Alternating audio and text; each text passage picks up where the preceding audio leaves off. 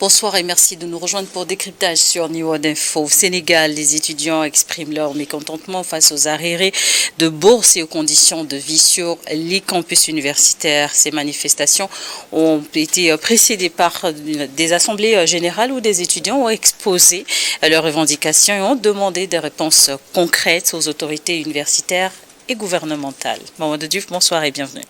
Merci. Bonsoir Charlotte. Donc au Sénégal, les étudiants protestent depuis de longs mois régulièrement contre des retards de paiement et leurs arriérés de bourse. Tout à fait. La crise est là depuis fort longtemps, puisqu'il y a une difficulté aujourd'hui liée en partie au chevauchement des années universitaires. Et il y a une mésentente entre l'État du Sénégal et les étudiants sur à partir de quand on peut considérer que l'étudiant est boursier. Puisque, à cause de ces chevauchements, vous avez des gens qui commencent l'année scolaire comme ça se fait normalement au mois d'octobre, mais il y en a qui vont le commencer au mois de décembre, il y en a qui vont le commencer au mois de janvier. Mais déjà, qu'est-ce qui explique cette situation? En fait, c'est lié à plusieurs choses. Il y a Covid qui en partie a perturbé nos universités, mais il y a des crises précédentes, grève des étudiants, grève des enseignants, fermeture du campus universitaire pour des raisons politiques. Tous ces éléments ont participé à perturber très fortement le calendrier universitaire normal, de sorte que les années universitaires se sont interpénétrées les unes les autres, ce qui rend plus compliqué la gestion de cette question des bourses, alors que l'étudiant dit « je suis là, je suis à l'université, payez-moi ma bourse », alors qu'il n'a pas encore commencé ses cours. L'État dit on ne va pas payer dans ces conditions et ça crée ce que les étudiants appellent des arriérés à rembourser et que l'État considère comme n'étant pas des arriérés. Et pourquoi ces retards ont-ils un impact aussi important sur les étudiants? Il faut juste prendre le témoignage qui a été fait par le président de la République actuelle, Bassirou Diomaye Faye, avant qu'il ne devienne président. Il rappelait l'importance de la bourse en disant que la bourse ne sert pas seulement à l'étudiant. Lui, il prenait une partie de sa bourse pour envoyer à sa propre famille. Le président Macky Sall avait fait le même témoignage. Nous autres, parce qu'on a fait l'université de Dakar, nous savons parfaitement que beaucoup d'étudiants, avec cette bourse, quand ils appartiennent à des familles qui ne sont pas aisées, essayent de voir même comment donner une partie de la bourse à la famille. En plus du fait que quand ils sont au niveau du campus, c'est la bourse qui leur permet de payer les chambres, c'est la bourse qui leur permet de payer la nourriture et le nécessaire pour pouvoir aller suivre les cours. Donc quand cette bourse n'est pas payée, effectivement, on les met dans une situation qui est extrêmement compliquée sur le plan financier. Et au-delà des bourses, les étudiants évoquent également des conditions de vie sur le campus quelquefois déplorables. Oui, il faut reconnaître qu'il y a toujours eu des revendications dans les universités au Sénégal. Une des premières raisons, elle est connue, c'est le nombre des étudiants par rapport aux capacités aussi bien de l'université d'un point de vue pédagogique, c'est-à-dire le campus pédagogique, les amphithéâtres là où on apprend, de même que le campus social, c'est-à-dire là où les étudiants doivent pouvoir avoir des chambres. Vous n'avez pas suffisamment de chambres pour les étudiants. La conséquence, c'est que dans une chambre où on devait retrouver 2 étudiants, vous pouvez en retrouver 10. Parfois même des étudiants qui n'ont pas le choix, n'ayant pas de contact à Dakar, ou bien ayant des contacts à Dakar très loin, dorment dans les couloirs ou dans les amphithéâtres, à raison des difficultés de pouvoir trouver une chambre dans le campus, alors que pour ceux qui connaissent Dakar, louer une chambre à Dakar, surtout dans cette zone proche de l'université, mais tu ne vas pas débourser moins de 50 000 francs pour pouvoir trouver une chambre. L'étudiant va trouver où cet argent? Donc ça, c'est un problème. Vous avez d'autres questions récurrentes, la question de la restauration, qui revient de façon régulière, le matériel scientifique au niveau des amphithéâtres, etc. Il y a de tout le temps eu ce que nous, on appelait à l'époque, et ça s'appelle comme ça jusqu'à présent, une plateforme revendicative des étudiants, tout le temps présentée aux autorités et qui recense les difficultés au niveau des universités de façon générale. Mais selon vous, ces manifestations traduisent-elles un malaise ponctuel ou un problème structurel de l'enseignement supérieur au niveau du Sénégal, surtout quand on se réfère aux événements de lundi? Non, il y a un problème structurel qui est là depuis fort longtemps, qu'on se rappelle que le professeur Iba Der Thiam, qui a été ministre de l'Éducation nationale, quand j'ai dit Éducation nationale, il avait pris tout ce qui est éducation. À tous les niveaux. Maternelle, primaire, secondaire, technique, scientifique, tout. Il avait fait un travail extraordinaire d'écoute en demandant qu'on fasse ce qu'on appelle les assises de l'école au niveau du Sénégal, les assises de l'éducation. Pour les syndicats d'enseignants, élèves, étudiants, que tout le monde vienne, qu'on pose les problèmes et qu'on cherche des solutions. On est arrivé à un moment où il faut refaire les assises de l'éducation au niveau du Sénégal. Parce que ces assises avaient permis de régler progressivement un certain nombre de problèmes. Mais entre ces assises et aujourd'hui, mais le nombre d'élèves a augmenté, le nombre d'universités ont augmenté, et la façon dont le nombre d'élèves et d'étudiants augmente, ce n'est pas de la même façon que les lycées, les collèges, les universités, les amphithéâtres augmentent. Donc automatiquement, ce surplus crée une nouvelle crise. La question des bourses également pose un problème. D'autant que le pouvoir actuel a posé le problème d'une réforme des bourses en considérant que ça coûte trop cher à l'État, ce qui a été interprété comme une décision de réduire le nombre d'étudiants boursiers, ce qui n'a été accepté pratiquement par personne. C'est vrai, les bourses pèsent lourd. En 2025, l'État du Sénégal a déboursé pratiquement une centaine de milliards de francs pour les bourses. Moi, je suis pour qu'on maintienne les bourses parce que je suis un produit de l'Université Cheikh Anta Diop de Dakar. Le Sénégal est en avance sur beaucoup de pays sur cette question en ayant un très grand nombre d'étudiants qui sont boursiers et en donnant une bourse qui représente quand même quelque chose pour les étudiants. Mais il ne faut pas qu'on oublie qu'on investit sur l'humain avec la bourse. Il ne faudrait pas réduire la bourse à ce que la Banque mondiale et le FMI a fait pendant que nous, on était étudiants, en disant que l'éducation, c'est un secteur non productif. On donne les bourses aux étudiants, on fait ceci, on fait cela, mais ça ne produit pas de l'argent. Ce qu'on fait avec un étudiant, c'est de former un futur cadre pour le Sénégal et cela n'a pas de prix. Donc il faut mettre les étudiants dans les conditions non pas minimales, mais dans des conditions acceptables pour qu'ils puissent étudier, réussir et servir le pays. Donc il faut réformer, c'est vrai, mais dans la réforme, il ne faut pas aller dans le sens de dire, parce que le Sénégal est dans des difficultés sur le plan économique, on va supprimer les bourses, d'autant que le contexte n'est pas favorable. Il y a un débat sur les voitures des députés qu'on a achetées à une cinquantaine de millions de francs. Des députés du pouvoir même ont eu la mauvaise idée de remettre en cause la bourse des étudiants. Et tous ces éléments sont des ingrédients qui ont participé à la situation explosive à laquelle nous vivons, que nous vivons aujourd'hui. Parce que les étudiants se disent pourquoi eux on leur donne des voitures et ils se plaignent pour la bourse des étudiants. Mais ils sont aussi citoyens sénégalais que les députés. Et face aux revendications d'une situation qui dure déjà depuis plusieurs mois, quelle a été la réaction des autorités universitaires, mais surtout les réponses proposées par le gouvernement sénégalais? Les réponses n'ont pas convaincu les étudiants. C'est pourquoi la crise n'a pas pris fin jusqu'à présent, et même on est allé à la catastrophe, parce que c'est comme ça qu'il faut l'appeler, avec la mort d'un étudiant. Puisqu'il y a eu des négociations plusieurs fois, il n'y a jamais eu d'entente. Ce qui fait que depuis quelque temps, au niveau de l'université de Dakar, parce qu'il y a des crises dans les autres universités, mais pour le cas de l'université de Dakar, plusieurs fois il y a eu des manifestations, plusieurs fois il y a eu des affrontements entre les étudiants et les forces de défense et de sécurité. Les forces de défense et de sécurité même étaient rentrées dans le campus il n'y a pas longtemps. Ce qui avait été dénoncé par tout le monde parce que le fait qu'ils rentrent dans le campus universitaire exacerbe la crise. Moi, j'ai fait ce campus.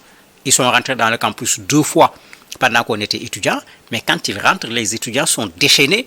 C'est comme une guerre qu'on veut livrer contre ces gens, puisque les étudiants considèrent que ces forces de défense et de sécurité ne doivent pas mettre les pieds à l'intérieur du campus universitaire.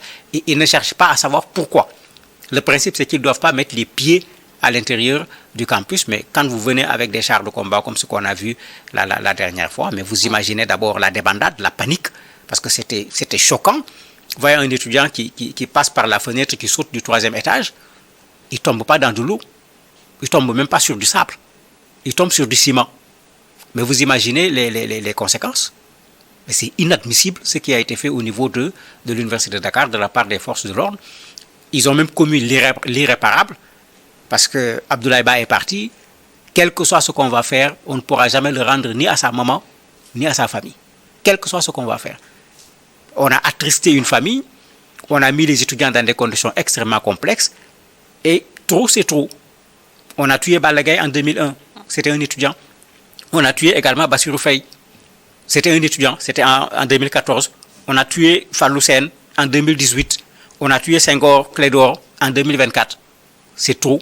Et c'est pourquoi quand vous regardez, mais vous avez une dénonciation catégorique pratiquement de l'ensemble des corps du Sénégal, le syndicat autonome des enseignants du supérieur, le syndicat des médecins, mais tout le monde se met à condamner.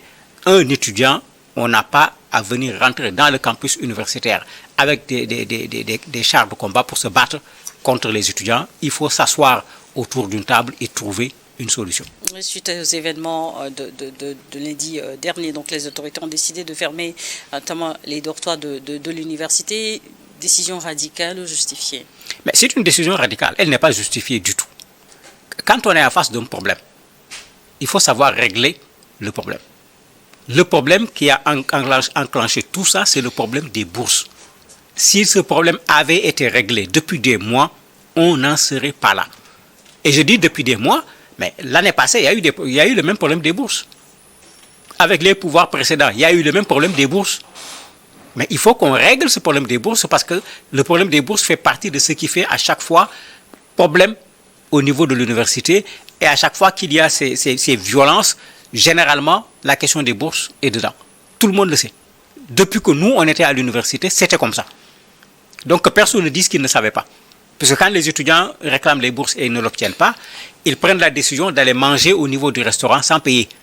En disant, mais comme on ne nous a pas payé les bourses, nous, on n'a pas de quoi payer le ticket du restaurant, donc on va manger gratuitement. C'est vrai que ça pose problème parce que les restaurants ont été privatisés, ce n'est pas la propriété du campus universitaire, mais c'est leur attitude pour faire pression pour que les bourses soient payées rapidement. Mais quand vous les laissez manger, ça ne crée pas de problème. Mais à chaque fois qu'il y a eu opposition à ces journées sans ticket, comme ils l'appellent, il y a eu des affrontements, il y a eu des casses, et voilà une des conséquences encore, cette fois-ci, avec la mort d'Abdoulaye Ba. Mamadou Diouf, on observe des situations similaires à d'événements précédents, depuis notamment 2014, vous avez cité tantôt. Quels sont les risques si les revendications exprimées par les étudiants ne trouvent pas de solution rapide et durable? On n'est pas encore sur la question de la solution. C'est vrai que le gouvernement a fait une conférence de presse mardi, mais à part le ministre de l'Intérieur qui a été assez équilibré en montrant que bon, les étudiants ont voulu casser, ils ont eu des informations comme quoi les étudiants allaient s'en prendre au restaurant, ils ont voulu faire de la prévention, qui en même temps reconnaît que ce qui s'est passé à l'université n'est pas normal, qui dénonce les débordements, mais on est dans une situation d'explication, voire même de justification, qui met de l'huile dans le feu. On n'entend pas encore les étudiants parce qu'ils sont dans une situation de deuil, mais soyez convaincus que la fermeture du campus ne règle pas le problème, ça crée d'autres problèmes. Vous avez des étudiants étrangers qui logent dans le campus. Ils vont aller où du jour au lendemain, d'autant que c'est le matin à 8h qu'on leur dit, plus tard 8h, midi plutôt, quitter le campus. Mais vous avez des étudiants sénégalais qui n'habitent pas à Dakar, qui n'ont pas de parents à Dakar où ils peuvent aller. Vous leur dites quitter le campus universitaire. Qui va payer leur ticket pour le transport? Mais vous ajoutez des problèmes aux problèmes. On peut comprendre qu'on dise les forces de l'ordre sortez du campus. C'est d'ailleurs ce que tout le monde dit au Sénégal, qu'ils quittent le campus, ils n'ont pas de place au niveau du campus universitaire. En ce moment, qu'on laisse les étudiants sur place et qu'on aille vers des négociations. Parce que quand vous allez négocier avec les étudiants aujourd'hui, nous, c'est ce qu'on avait fait à l'époque, on avait posé ce que nous appelons des préalables. 1. Libérer nos camarades qui ont été arrêtés. Actuellement, c'est le cas, il y en a 105 qui ont été arrêtés. 2. Que les forces de l'ordre quittent le campus. 3. Ouvrez le campus.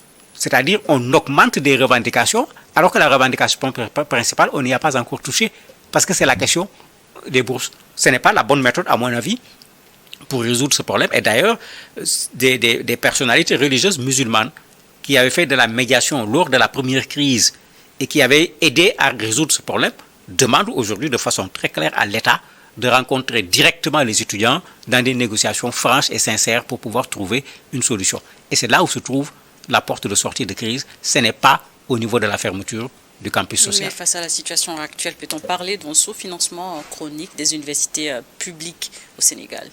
Sous-financement, ce serait trop dire, parce que, objectivement, quand vous comparez ce qui se passe dans les universités à Dakar par rapport à ce qui se passe dans les universités à côté, je prends Abidjan qui économiquement pèse plus lourd que le Sénégal, mais les bourses au Sénégal, c'est le double des bourses à Abidjan. Et on n'a pas plus de population que la Côte d'Ivoire.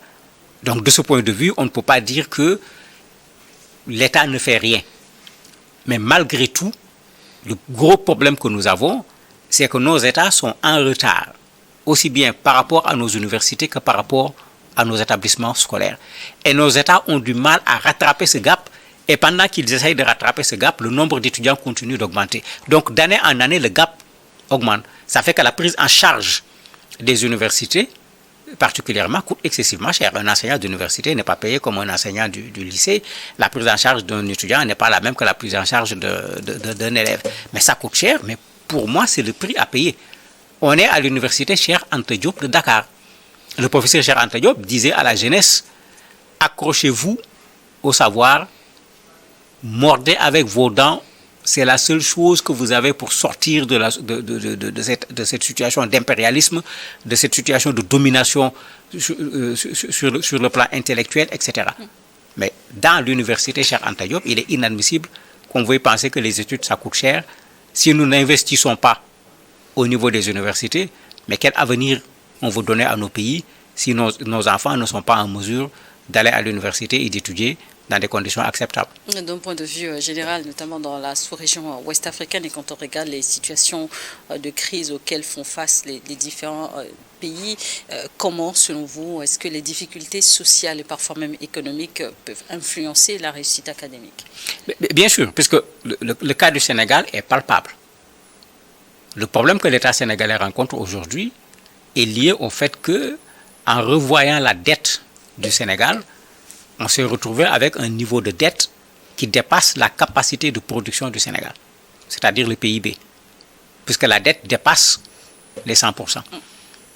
L'État est dans une situation de difficulté où ce qui va être fait, c'est de voir où diminuer, parce que quand on a une dette qui fait au minimum 119% du PIB, c'est-à-dire vous produisez 100%, vous payez la dette, et il reste encore. L'État est en train de faire des coupes. Maintenant, les gens se plaignent en disant, mais attendez, pourquoi faire des coupes chez les étudiants? L'État n'a qu'à donner l'exemple en premier. Parce que ça aussi, c'est tout à fait logique. Si on dit qu'il faut qu'on se serre la ceinture, il faut qu'on serre la ceinture au sommet avant de demander qu'on serre la ceinture à la base. Ça, c'est la première chose. Les questions sociales, il faut qu'on les prenne en compte. Parce qu'il y a des gens qui ont réussi à l'université parce qu'ils avaient une bourse. Si vous regardez l'essentiel de nos universités, beaucoup d'étudiants abandonnent en première année parce que pas les conditions académiques. Ce n'est pas qu'il n'a pas le niveau, ce n'est pas qu'il n'est pas capable de réussir, mais les conditions sociales ne sont pas réunies. Il n'est pas dans sa famille, ou bien il n'a pas la possibilité d'aller à l'université parce qu'il ne peut pas payer le transport à chaque fois. Mais au Sénégal, ça fait 23% d'abandon en première année. Mais c'est une perte énorme pour un pays. Et ça se voit pratiquement dans toutes nos universités parce que quand les étudiants arrivent en première année, ils viennent d'avoir son bac, il a ses ambitions, mais les conditions ne lui permettent pas d'étudier. Mais le rôle des bourses, c'est de rétablir cette injustice sur le plan social pour que l'université ne soit pas là pour ceux dont les parents ont les moyens et que ceux dont les parents n'ont pas les moyens ne puissent pas faire l'université. Ça, ce n'est pas une société où il y a de la justice sociale. Vous l'avez évoqué comme solution, mais le dialogue entre étudiants, autorités universitaires et gouvernement est-il suffisant et efficace? On ne peut pas trouver une autre solution. Parce qu'aujourd'hui, la même question de bourse se posait dans d'autres universités du Sénégal où il y a eu des manifestations. Puisqu'il y a eu mort d'étudiants, il y a actuellement une solidarité avec toutes les universités du Sénégal. On se retrouve dans une situation où l'enseignement supérieur au Sénégal est présentement bloqué. Et c'est bloqué au mauvais moment. Nous sommes au mois de février. Quand tu fais une grève à certains moments, il y a des possibilités de jouer sur l'année scolaire. Quand c'est à d'autres moments, il est extrêmement difficile de jouer sur l'année scolaire et on est dans cette mauvaise période. Puisque ce sont ces enseignants d'université qui vont être dans les jurys du bac au moment des examens. Ce sont des enseignants qui ont des contrats avec d'autres structures, etc. Quand vous voulez prolonger l'année, ça devient un véritable problème. Alors qu'il y a déjà eu plusieurs jours de perdus au niveau de cette année scolaire à cause de ces grèves-là. Mais il faut rapidement qu'il y ait ce dialogue de façon franche et qu'on dise aux étudiants ce qui est possible et qu'on le fasse. Parce qu'il fait partie également des problèmes au niveau des universités, des dialogues qui ont été faits, des promesses qui ont été faites mais qui n'ont pas été respectées. Mais en ce moment, ça rend les étudiants, j'allais dire, extrémistes, ou quand vous leur faites des promesses, ils refusent. Parce que bon, comme on dit, chat échaudé crée l'eau froide. On nous avait déjà fait ça une fois. Justement, à quoi s'attendre dans les prochains jours au Sénégal? Je me dis qu'après les condamnations, il y aura des médiations.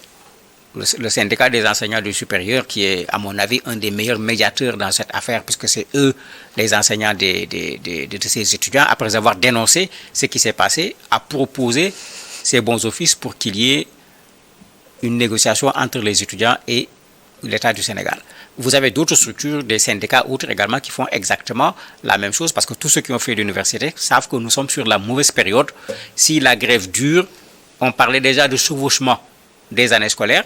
Mais vous voyez, le peu qui avait été gagné risque d'être perdu. On va se retrouver encore avec un problème beaucoup plus compliqué et des années scolaires où quand tu viens, on dit c'est 2025-2026, mais dedans il y a du 2024, dedans il y a du 2023, on ne sait plus dans quoi on est. Donc obligatoirement, il faut s'asseoir avec les étudiants, laisser cette question de couper des bourses ou je ne sais pas quoi, satisfaire les étudiants, qu'on retourne dans le campus. Surtout réouvrir les portes de l'université. Non, ça, je connais bien les étudiants de Dakar, je connais bien les jeunes Sénégalais sur ce plan-là. Ça sera un préalable, c'est-à-dire quand ils vont s'asseoir sur la table, ça va être un préalable. Ils ne discuteront pas d'autre chose si vous ne réglez pas ces préalables-là. Merci, Mamadou Diouf, merci d'avoir accepté de répondre à nos questions. Merci à vous également de nous avoir suivis dans Décryptage de jour.